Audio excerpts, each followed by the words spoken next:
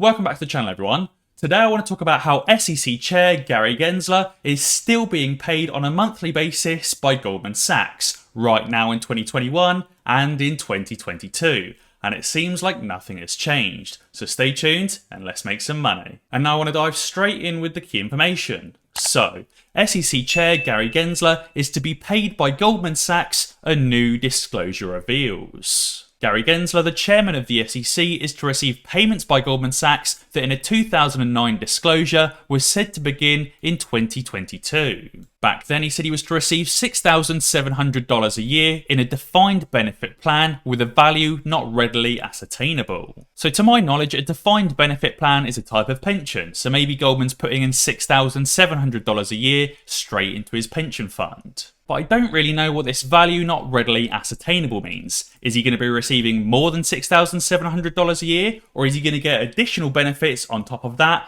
don't necessarily have a known value, like stocks of some form? In a newer 2020 disclosure, Gensler says he expects to receive $977 a month or $11,000 a year to begin when he is 71. Gensler also received a $1,000 honorarium, a voluntary payment, by the World Bank in November 20th, 2019. Interestingly, there's no relevant public event listed on the World Bank website for that day, and Gensler does not show up when searched as a speaker, so he basically just got backhanded $1,000 from the World Bank. And on top of that, Gary Gensler has between $50 million to $100 million in investments, almost all of them in stocks. Despite repeatedly stating that he was a professor at MIT teaching blockchain, for which he still receives royalties for those teachings and those courses, and despite writing some editorials on blockchain and Bitcoin innovation, Gensler nonetheless has never bought Bitcoin or any other crypto.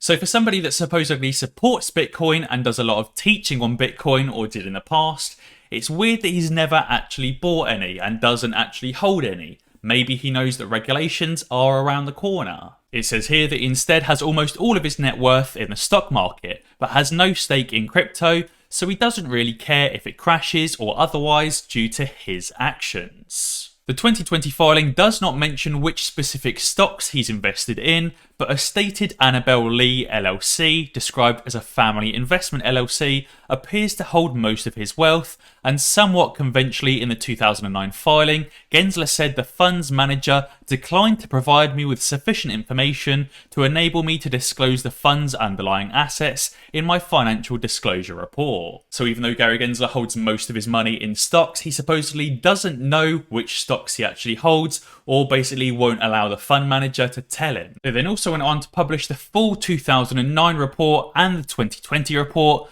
so if you wanted to check it out for yourself and see what investments Gary Gensler actually holds, it will be linked in the description below. And just a quick one, if you haven't already, be sure to sign up to Moomoo because they're actually running a new promotion. Not only do you get a free stock worth up to $350, and not only do you get a second free stock with a guaranteed value of $50 on top of that, but you also get a third free stock with another guaranteed value of $40 on top of all of those. So that's at least $90, nearly $100 in guaranteed free stocks just for signing up using the link down below in the description and depositing at least $100. Now you could always sell those $90 to $100 in free stocks and you get at least 2 if not 3 entirely free shares of AMC. And now Dave Lauer, the former Citadel employee, actually posted a brilliant thread here about the current situation of the economy and the market. He says, do you remember in February when Thomas Petterby said we came dangerously close to the collapse of the entire system? I showed you this interview a month or 2 ago on my channel. Thomas Petterby is the founder and chairman of Interactive Brokers and basically said that GameStop almost caused the entire market to collapse. Dave says, I just had a very stimulating discussion on the nature of systemic risk, market structure and leverage and or shorting. How is it even possible that GameStop could have brought something like this about? Can you imagine if GameStop was responsible for the entire market grinding to a halt? And what's even crazier is that nothing has changed. 10 months later, we are 10 months after an event that could have brought the entire US market down and nothing has changed. Nothing has been done. There is systemic risk in market structure and that is not being addressed. This is dangerous for the real economy. not just our casino markets, we are not addressing the elephant in the room, because addressing that elephant means taking on rich and powerful people. Look at the SEC GameStop report and tell me that they're ready to take it on. The GameStop report was watered down because so many regulators have gone through the revolving door and are now incentivized to maintain the status quo. They will lobby and push and do everything they can to prevent hard choices being made and incumbent interests to be threatened. Just think about all of those speakers and all of those Fed officials that receive massive backhand amounts from large institutions like Citadel disclosed as speaking fees. A system that can be brought down by GameStop is, in no offense, a fragile system that should not be underpinning the US economy. Anyone pushing against major systemic changes is making too much money to care about what happens. This is serious. We saw the intersection of market structure, systemic risk, and the real economy in January, and the only reason crisis was averted was because of underhanded actions to stop people from buying stocks and crash the price of a stock, and that has never been done before. And now they're trying to bury it and sweep it under the rug, rather than confront the difficult choices that need to be made. Anytime someone calls into question the severity of this risk, remind them of what Peterfi said, the collapse of the entire system because of GameStop. If you game out, pun intended, what would have happened, what Peterfi was talking about, it would have meant systemic firms failing, possibly even the DTCC failing and the entire market coming to a halt as well because of shorting, leverage and systemic risk. We cannot allow that to continue. I think Dave Lauer makes a brilliant point here. Yes, we do want AMC and GameStop to squeeze, but we don't want the entire stock market to crash and cause millions of people to become unemployed and lose savings. And it's crazy that a simple short squeeze could potentially ruin the entire financial system and the entire US economy. I also wanted to touch on the new DTCC collateral haircuts and why the endgame is here. So the new notice modified the collateral value for securities as follows. AAA to AA will receive a haircut ranging between 5 to 35%. Those rated below AA will receive a 100% haircut. So at the moment, when an institution gets a margin call from the DTCC to stump up more collateral, they can obviously either stump up high cash collateral, as in actual cash, or they can stump up a highly rated security, like a AAA security or a AA security. And at the moment, those securities are received at face value. So say they hand over a AAA or a AA security, like for example Microsoft or Amazon, that will be taken at 100% face value as collateral. But the new haircut rules means that they're basically going to have to stump up a lot more actual collateral if they're not stumping up cash. So what does this exactly mean? If you want to take out a loan or margin to go long or short on a security, you need collateral to secure the loan. Simple math. Let's say you have $100 worth of Tesla, but instead of using Tesla, let's use Microsoft or Apple, and you want to take out a $100 loan to YOLO on GameStop.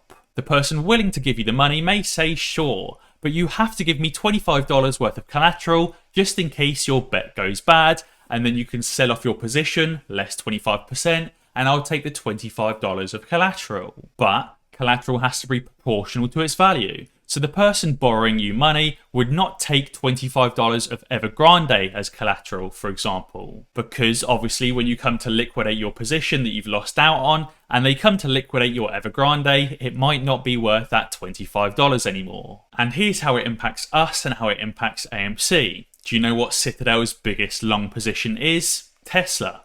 Do you know what Tesla's credit rating is? It's BB+, as in a junk bond. So when Citadel gets a margin call or has to stump up more collateral to fuel its AMC and GameStop short positions due to a market downturn, for example, and they say we'd like to meet this margin call with our Tesla collateral, the DTCC will say, sorry, no thank you, what else do you have? Then Citadel will obviously respond and say, well, we have our own bonds and we also have some zombie stocks. And the DTCC will say, sorry, you've got a credit rating of BBB, so also worthless.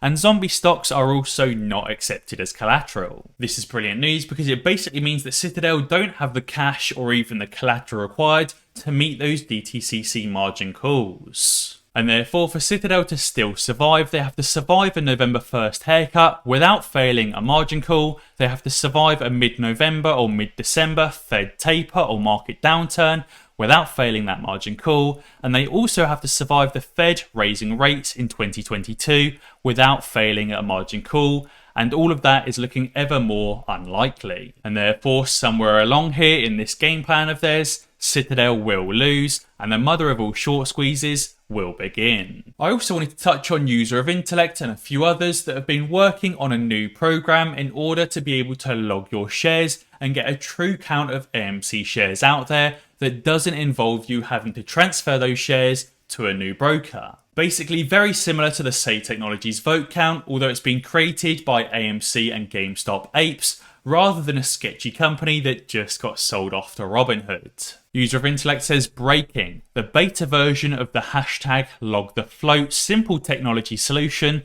to log the float of AMC and GameStop is under final testing, and we are so excited to share a preview. Synthetic shares no more. Credits to many community members and your trusted AMC and GameStop activists. So this log the float website allows you to enter as many AMC shares as you want to log. It tracks your IP address, and obviously you can then just upload a screenshot to support your log. You don't have to transfer your shares out of a platform into a different platform, and you don't have to sign up for a sketchy website and give them all of your details. You just simply send across a screenshot, and I'm sure you could redact information as well. On the front page, it also discloses the number of outstanding shares, obviously by Yahoo Finance. It discloses the number of institutional shares, and then also shows the total number of retail shares logged so far. I do think they also need to factor in a way to make sure that the data uploaded isn't faked, like photoshopped documents or people using a VPN to register the same shares over and over. But when this website is finished, I for one will personally be logging my float of AMC shares onto the website. And finally, I also wanted to touch on and rewind to the unrealized gains tax that's been proposed by Janet Yellen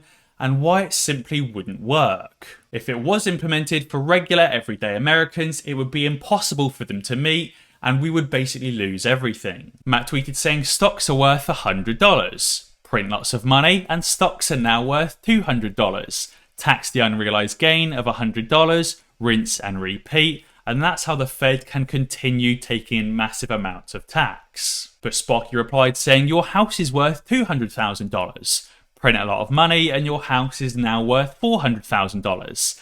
Tax the unrealized gain of $200,000, and well, obviously you don't have that kind of cash, so you have to sell your home, and BlackRock buys your house at auction for a massive discount, and you lose everything. This is why that unrealized gains tax that's been proposed by Janet Yellen would be absolutely horrendous if it did come over to everyday regular Americans, rather than just being focused to the billionaires. But as I'm sure you'll agree, I really just don't see them introducing this tax solely for billionaires. It's most definitely going to come down to everybody else as well if it was passed. Guys, be sure to let me know down in the comments below what you think about SEC Chair Gary Gensler still being paid by Goldman Sachs, even though he's the chair of the SEC. And if you haven't already, be sure to sign up to Moomoo to get those free stocks, because at the end of the day, everybody likes free money. And as always guys, if you enjoyed this video, be sure to check out some of my others. Alternatively, subscribe to the channel and ding that notification bell, because that way you'll be alerted when I upload a new video. Cheers.